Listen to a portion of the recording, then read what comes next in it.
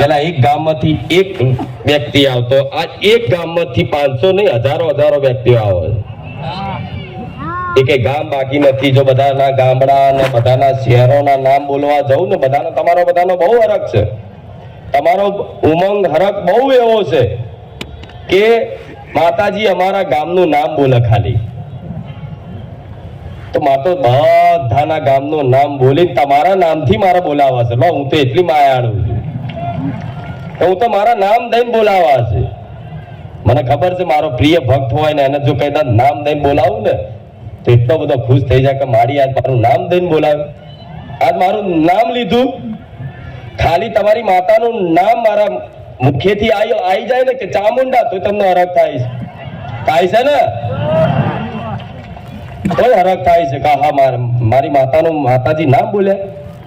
તો કઈક લોકોના મતલબ આવું હોય છે કે મારી અમારા વિસ્તારનું નામ દઈ દો ને, ખાલી એક વખત અમારા ગામનું નામ બોલી દો, બહુ હરખ થશે, બહુ આનંદ થશે.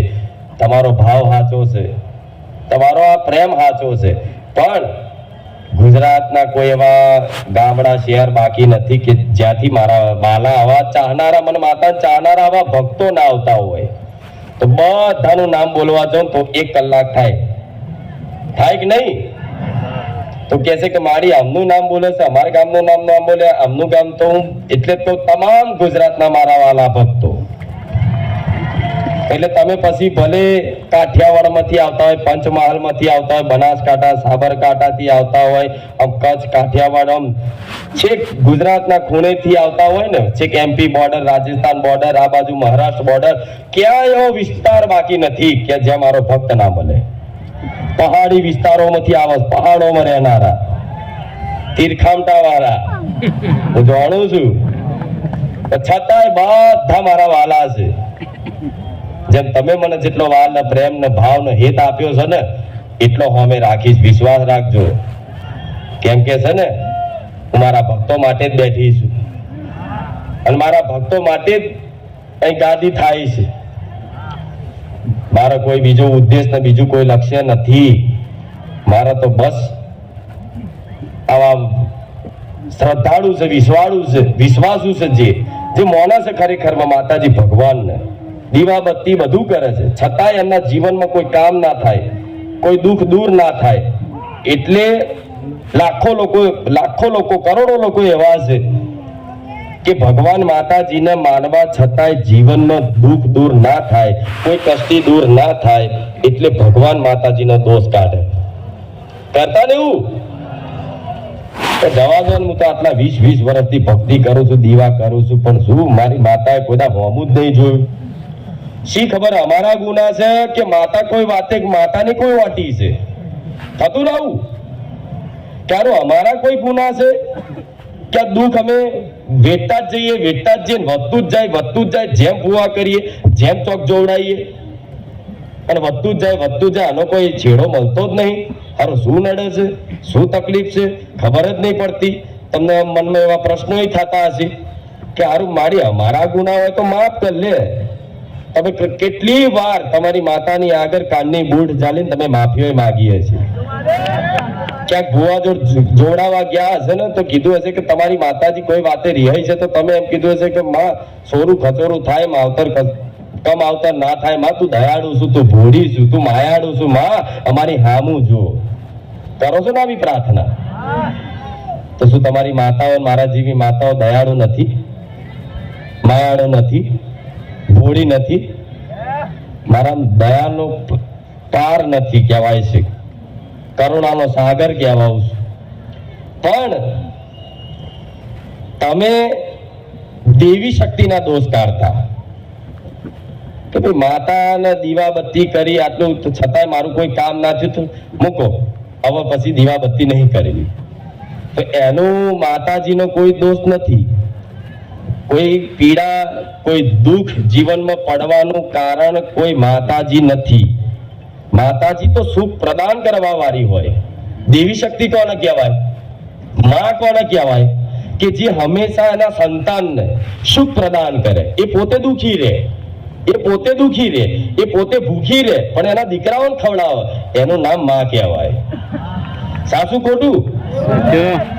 તે એવી માં જગત જનની તમારા ઘેર બેઠી હોય છતાંય તમે દુખી કેમ છો? કારણ થાય ને, બધું પ્રશ્ન થાય ને.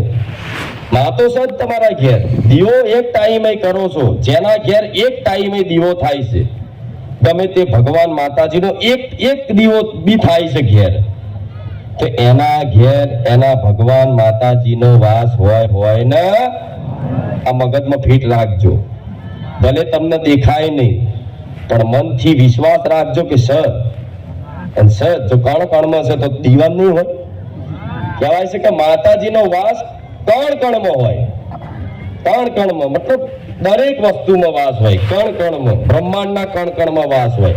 તો કણ કણમાં વાસ હોય તો તમારા ઘેર તમારા જે દીવામાં તમારી કુળદેવીનો વાસ નહીં હોય? તમારે કુળદેવીના ફોટામાં શું તમારી કુળદેવી નહીં બેઠી હોય? બેઠી છે. એ તમે બે આંખોથી જોવો છો, એ કરોડો આંખોથી જોવા વાળી માં છે. અને જોવો જ છે, તમને જોવો જ છે, 24 કલાક જોવો છે કે તમે શું કરો છો શું નહીં કરતા, બધી જ એને ખબર છે.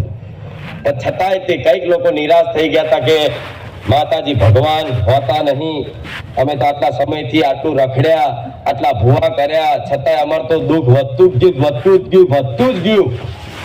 અને ફરેલા બધા અનુભવ કરી મારે જ્યાં ધામ આવ્યા છે એટલે મારે સલાહ આલવી જરૂરી છે કે જ્યાં ત્યાં ભટકવાથી, જ્યાં ત્યાં જોડાવાથી દુઃખ દૂર થતા હોત ને તો આજ આટલો મેરો અહીં ના હોત.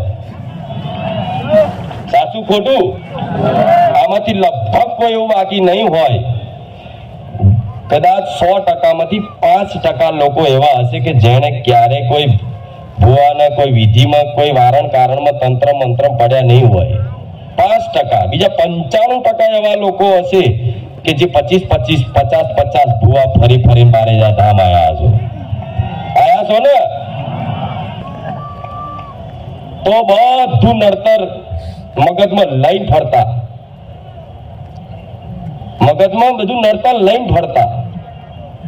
ક્યારું અમારી મહા યાત્રા છે, અમારી મા રિહાઈને બેઠી છે. કોઈ એમ કે ભાઈ તમારી ચામુંડ માતા મઢમાં નહીં, તમારી ચામુંડ માતા યાત્રા છે, રિહાઈ ગઈ છે. તો કે કેમ રિહાઈ છે?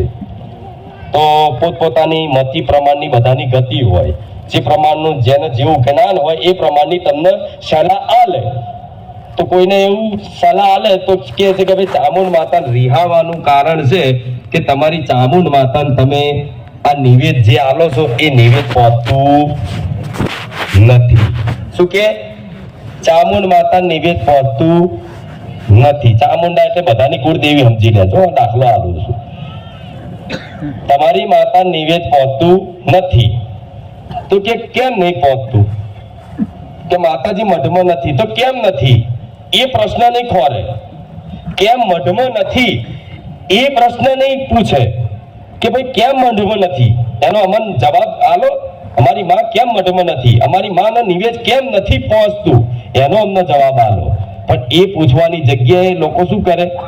માતાજી નિવેદ નહીં પહોંચતું, માતાજી મઢમાં નહીં, તો એક ચામુંડા ઘેર તો બેઠી જ હોય. તો કે માતાજી મઢમાં નહીં તો ચોટીલા પાછા લેવા જાય ચામુંડ માતા દીવો કરીને ઘેર. અને જે પહેલા હતી એને હાચવ ને. સાચું ખોટું? ચામુંડા તો ચોટીલા વાળી હોય કે તમારા ઘરની હોય કે સોલંકી પેઢીની હોય, એક જ હોય, અલગ હોય. જેમ હું બહુચરમાં, હું મેરડીમાં, હું સોલંકી પેઢીનું દેવ તરીકે, માતા તરીકે ઓળખાવું છું. તો બહુચર મેલડીનો મારો જે દીવો છે, કોઈને બહુચર મેલડી એમની પેઢીમાં છે તો એ દીવો અલગ છે. સાચું ખોટું? એક હાથો અલગ છે, માતા એક છે, એક હાથો અલગ છે. તો કઈક લોકો મતલબ ચોટીલા જાય, પાવાગઢ જાય, બહુચરાજી લેવા જાય. પણ માતા એવું કહીશ, જો તમારો ભાવ, તમારો વિશ્વાસ સાચો હોય ને, મા પ્રત્યેનો પ્રેમ સાચો હોય ને, તો માતા મઢમાં નહીં હોય, એ ચાલશે કુટુંબ માટે. પણ તમારા હૃદયમાં વાસ કરી જશે ને તો કુટુંબ વાળા પૂછવા આવશે એક દાડો. સાચું ખોટું? તમારા હૃદયમાં વાસ કરી લેશે તમારી માં. માના નિવેદ કેમ નથી પહોંચતું? તો કેમ નથી પહોંચતું તો એનું કારણ છે.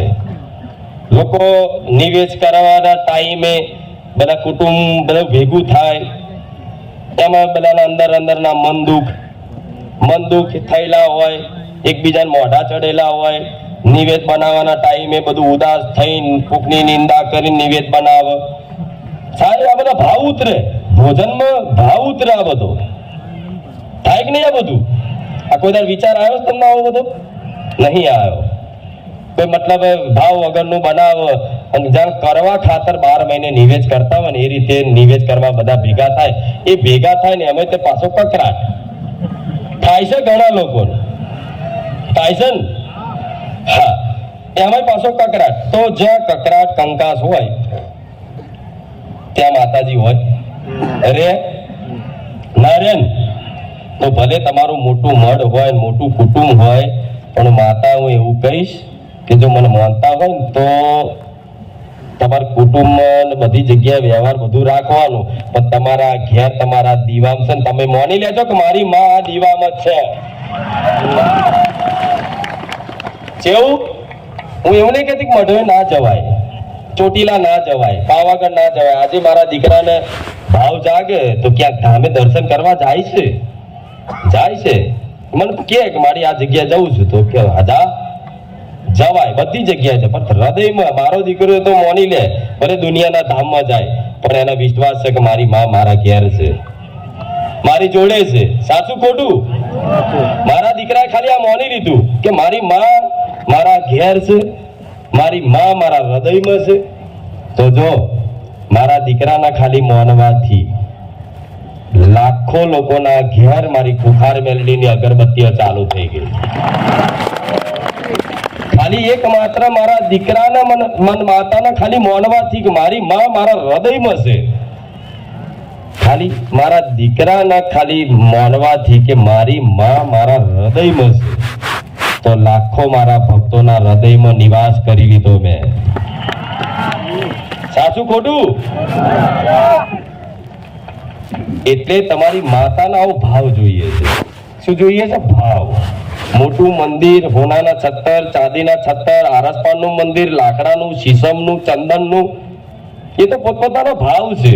માતાજી પ્રત્યેનો ભાવ છે કે મોટું મંદિર બનાવવા છે, પણ ખરેખરમાં માતાજીને તો તમારો પ્રેમની જ ભૂખ છે.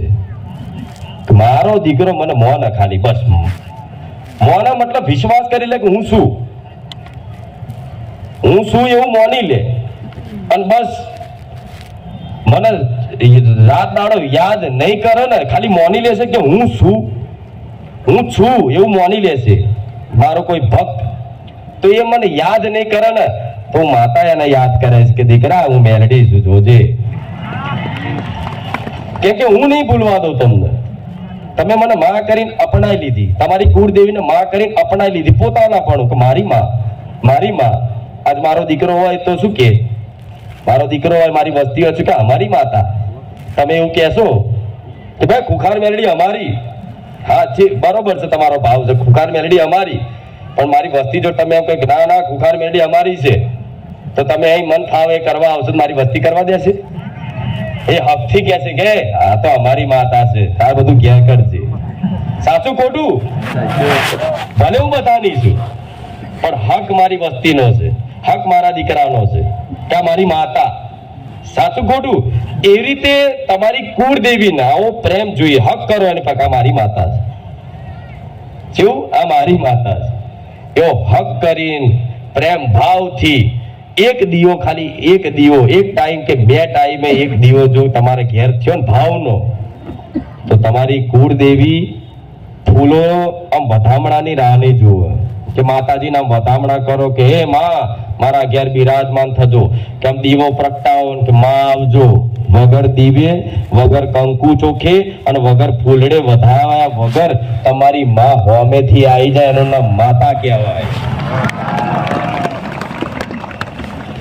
કેમ કે એને ચિંતા છે, એ તમારી માં છે. તમે નહીં બોલાવો તોય આવશે. સાચું ખોટું?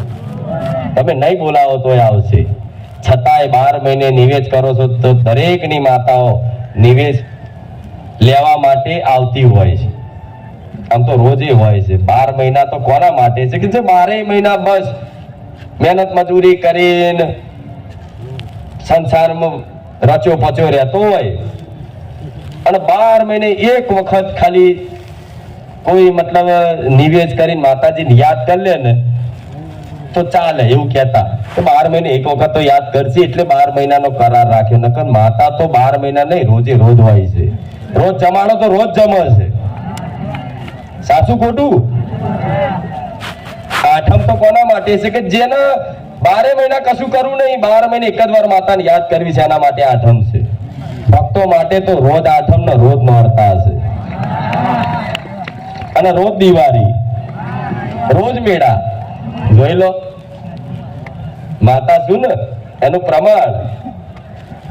રોજ દિવાળી જેવો માહોલ. 12 મહિને એક વાર મેળો હોય, દર રવિવાર મેળો.